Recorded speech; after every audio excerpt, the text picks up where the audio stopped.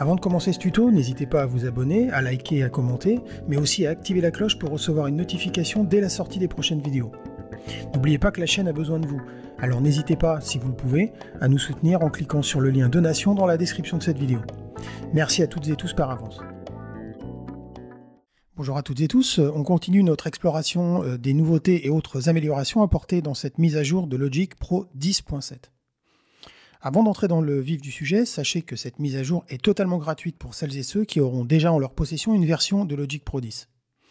Deuxième élément important, et ça ne fera certainement pas plaisir à tout le monde, il vous faudra impérativement disposer de macOS Big Sur minimum sur votre machine pour pouvoir en profiter. Évidemment, et comme vous devez certainement le savoir à l'heure où je fais cette vidéo, Apple vient également de sortir macOS Monterey. Mais n'ayez crainte, la marque vient aussi de mettre à jour Logic Pro en version 10.7.2 afin que vous puissiez en profiter pleinement sur les toutes dernières machines sorties, M1, M1 Pro et M1 Max compris. Pour celles et ceux qui auront regardé d'un œil attentif l'interface de cette version 10.7, vous aurez certainement remarqué certaines retouches, même si très légères. On bénéficie ainsi d'une GUI plus smooth, comme disent les Anglais, ce qui ne gâchera rien à l'expérience utilisateur. De plus, vous pourrez profiter de différents modes.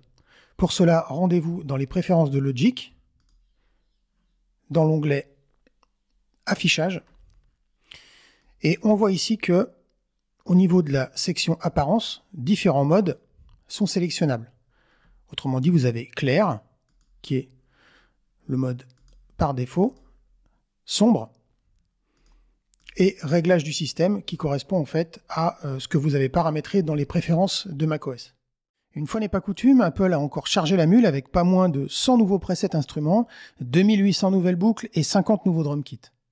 Alors pour les récupérer, rien de plus simple, il suffira d'aller dans le menu Logic Pro, bibliothèque de son, ouvrir le gestionnaire de bibliothèque de son.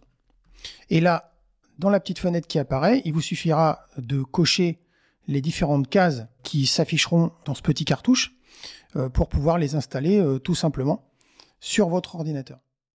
Pour vous faciliter la tâche, mais aussi vous faire gagner du temps, Apple a eu la très bonne idée de nous proposer des modèles préconfigurés qui vous permettront de travailler plus rapidement.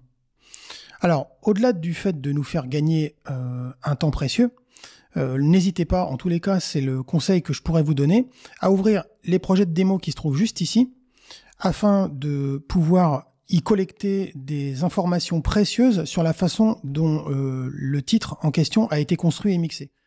Même si rien de bouleversant n'a été ajouté de ce côté-là, sachez qu'une toute nouvelle option est apparue avec cette nouvelle release de Logic Pro concernant le plugin Pedalboard. Alors, ici, inséré sur une piste mono, si je clique dessus, je vois qu'une toute nouvelle option a été ajoutée, l'option Mono to Stereo.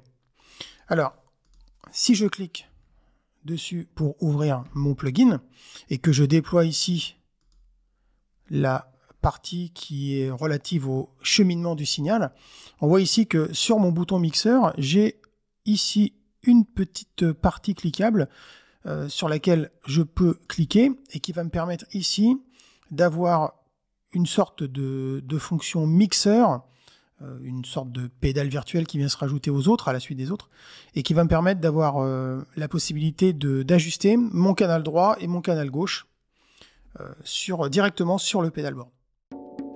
Voilà pour ce nouveau tuto, j'espère qu'il vous aura plu, et je vous dis à très bientôt pour un nouveau tuto.